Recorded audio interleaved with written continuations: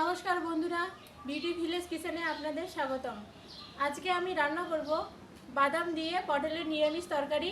যারা যারা পটল খেতে পছন্দ করেন না তারা অবশ্যই এই রেসিপিটা ট্রাই করে দেখবেন, অনেক ভালো লাগবে। তো চলুন রান্নাঘরের দিকে যাই। বাদাম পটলের তরকারির জন্য এখানে নিয়েছি শুকনো মরিচ, পাঁচফোড়ন, গোটা জিরে, দারচিনি আর দুটো এলাচ, আর পটল, কাঁচা বাদাম। পটলগুলো একটু চিড়ে দিব মাঝখান থেকে এরকম করে, যাতে মশলাগুলো ঠিকঠাক মতো ভিতরে প্রবেশ করতে পারে। এবারে কাঁচা বাদামগুলো বেটে নিব।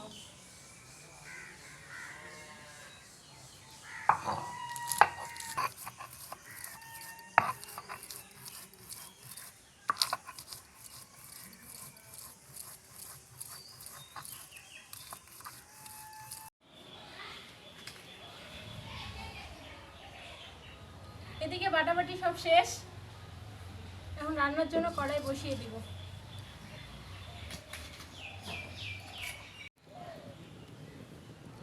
কড়াইতে দিয়ে দিব তেল।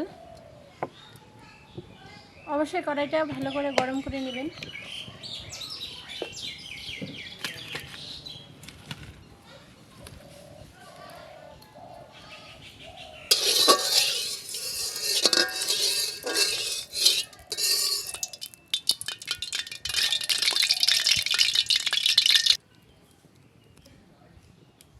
তেল গরম হয়ে গেছে, এই অবস্থায় দিয়ে দিব কেটে রাখা পটল।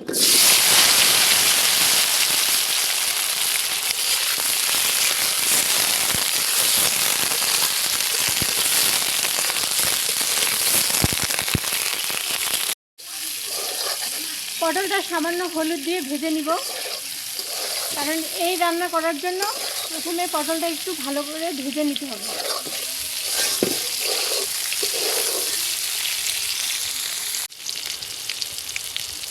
পটলগুলো ভাজা হয়ে গেছে, এখন তুলে নিব।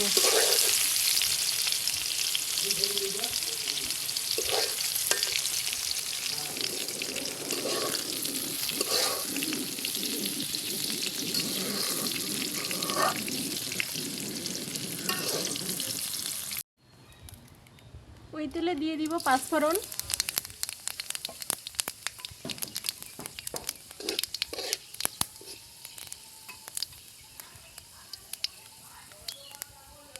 পাঁচফোড়ন লালচে হয়ে আসছে।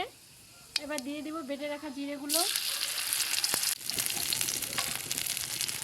দিয়ে দিব বেটে রাখা শুকনো মরিচগুলো,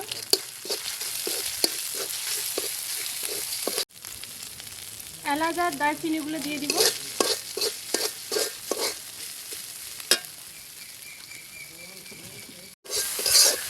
মশলাগুলো একটু কষিয়ে নিব যতক্ষণ না মশলা থেকে তেল ছাড়তেছে। মশলাগুলো ঠিকঠাক মতো কষানো হয়ে গেছে, মশলা থেকে তেল ছাড়ছে। এবার দিয়ে দিব বেটে রাখা বাদামগুলো।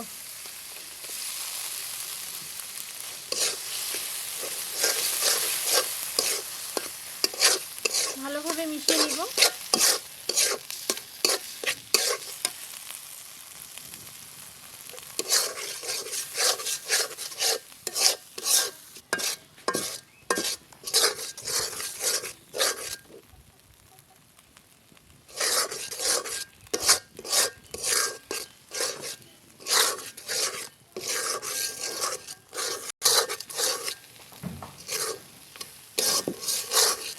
বাদাম কষা হয়ে গেছে,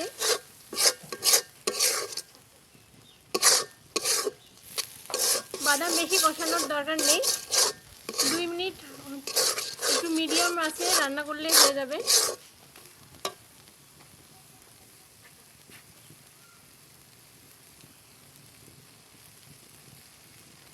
এবার দিয়ে দিব জল।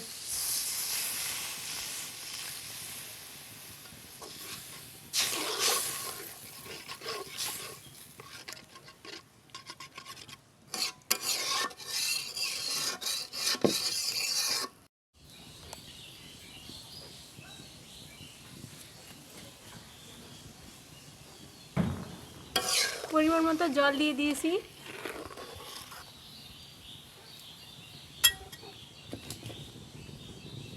এখন দিয়ে দিব ভেজে রাখা পটলগুলো।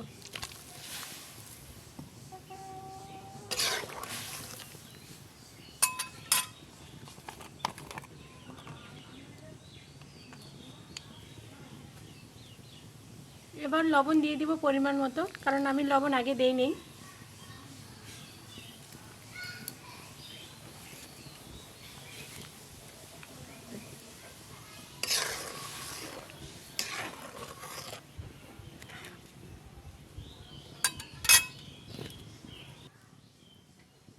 এবার চাপা দিয়ে দিব, চাপা দিয়ে 2 মিনিটের মতো রাখবো।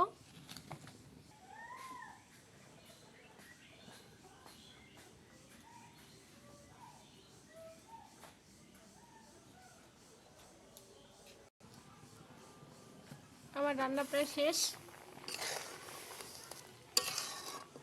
এটা একটু পাতলা রেখে নামিয়ে নিব, কারণ যখন ঠান্ডা হয়ে যাবে তখন একটু গাঢ় গাঢ় হয়ে যাবে, এই কারণে একটু পাতলায় নামিয়ে নেব।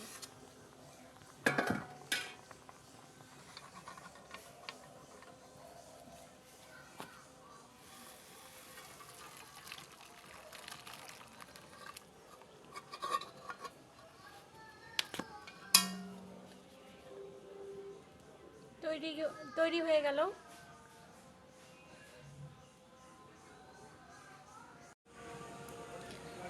তৈরি হয়ে গেল নিরামিষ বাদাম পটলের তরকারি।